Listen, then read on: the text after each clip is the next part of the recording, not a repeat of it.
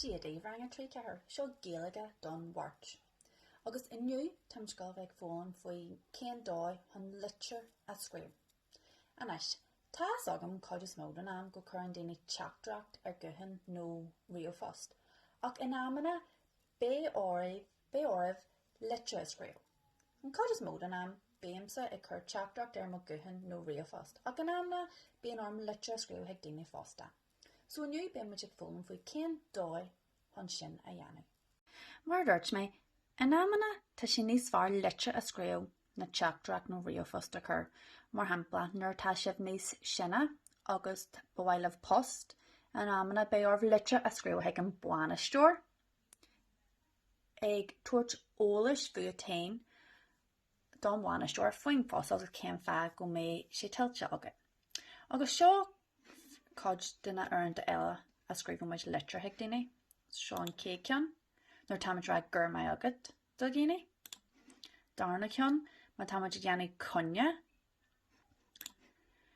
An tríú ceann, má tá muid ag gearan faoi rud éigin. Má tá muid ag scríobh litrear ag cheara nó duine atá a cheáile nach bhfuil na húnaí an seo.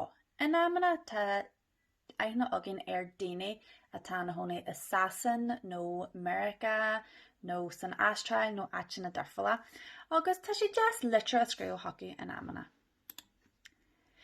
In amana ar tá tú ar leithin de sira scríobn tú ceart a fuist ag daoine ag ancient dóibh faoin aithneád a ran tú.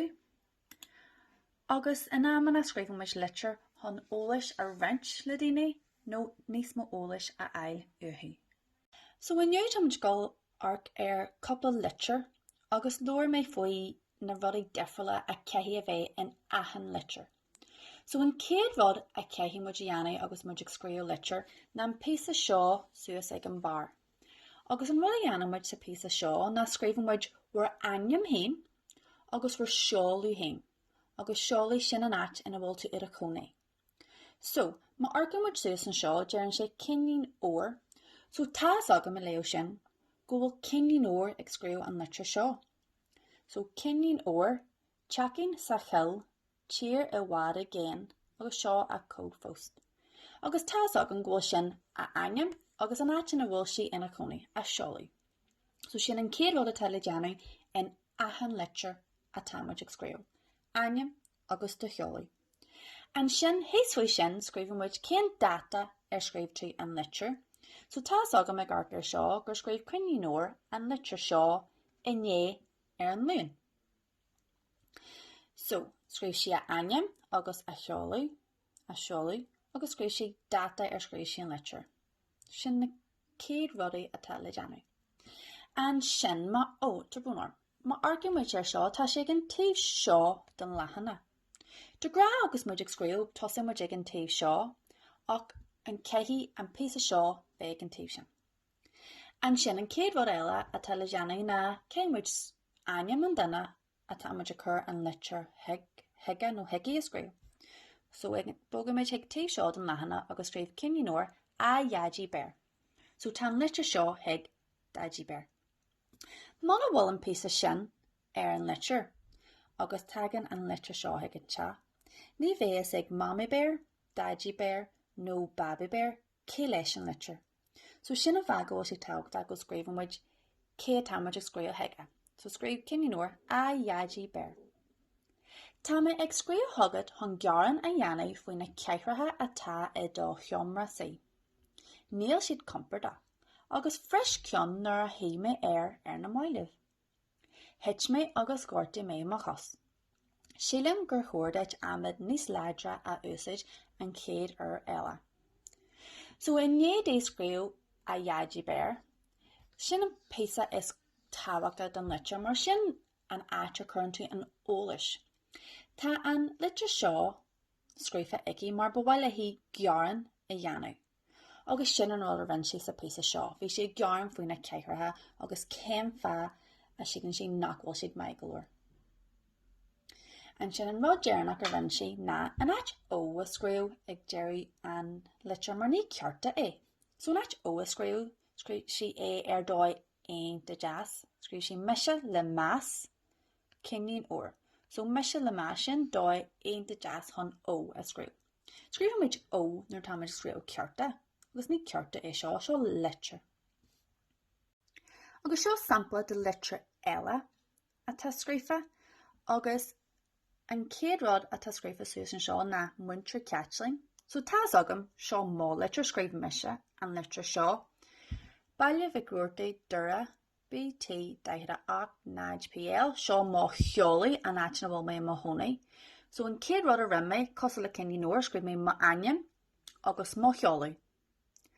Agus an sin híos faoi scríb mé an data scríb mé an letter.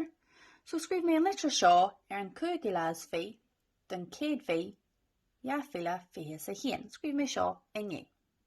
So cosla leis an céad letter tá aim, cheolaí agus data ag an taobh seo den lehanana.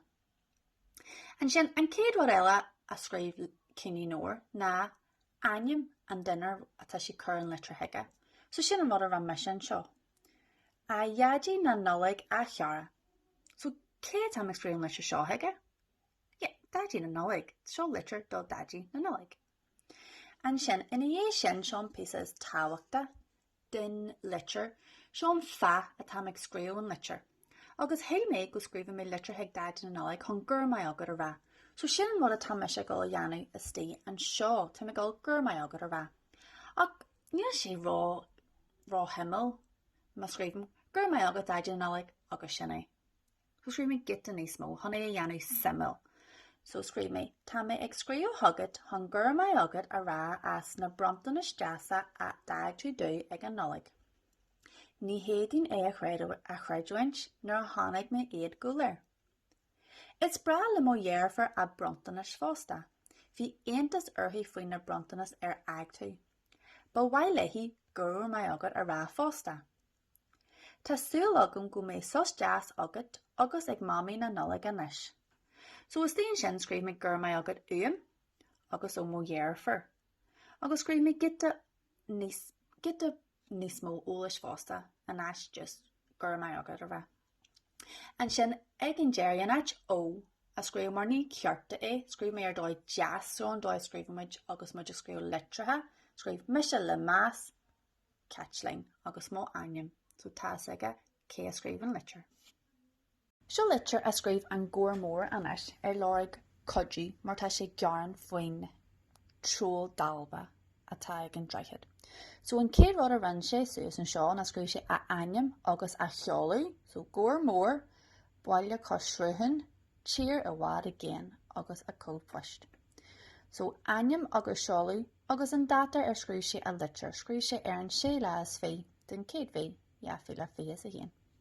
Anois, in né don gcóir mór sin a scríú, cé sé scríb cé tá sé ag scríú heige, so cé leis an letter.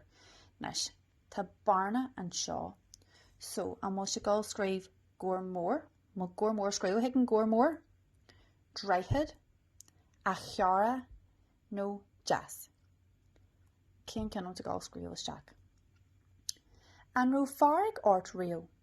Tá farrig orm fásta, codú lam. Tá trúil dalba dana ag an cindé, ag an gcóir mór, ag an dreichead, ag a cheara nó ag jazz. Cén fach ó te gáil scríú isteach. Chur sé ogla ar má wamé. Bíonn sé ag tromaíocht ormsa. Tá sé grana, níl sé go jazz, níl sé gcóir mór, níl sé dreichead, níl sé a cheara nó níl sé jazz. Chur stad leis an trúil leithre bon.